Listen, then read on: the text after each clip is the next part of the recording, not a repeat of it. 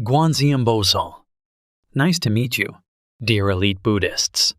The topic of today's lecture is a robber becomes a venerable's disciple, which is about Venerable.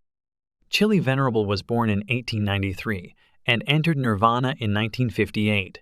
One night, while Venerable was Zen meditating, a robber entered the room. The robber threatened Venerable with a knife. If you don't give me the money, I'll kill you. Even in an emergency like this, Venerable spoke calmly. The money is in that drawer, so please do not interfere with my practice. And then, the Venerable maintained the posture of the Zen meditation that he was doing. When the robber took the money from the drawer and tried to leave, the Venerable said quietly, I have some taxes to pay tomorrow, so leave some money behind. The robber was absurd, but on the other hand, being touched a little by the Venerable's detached behavior, so he was about to open the door and leave after taking off a little money.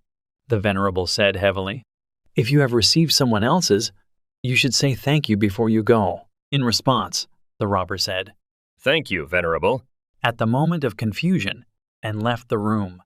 A few days later, the robber was caught by the police for something else, but he even confessed to the robbery at the temple of Venerable. The Venerable, who was called as a witness, said like this, He is not a robber when it comes to thing related to me. I gave him the money, and he even said thank you to me. Anyway, in this way, the case related to the Venerable was sorted out, but the robber was imprisoned for another thing.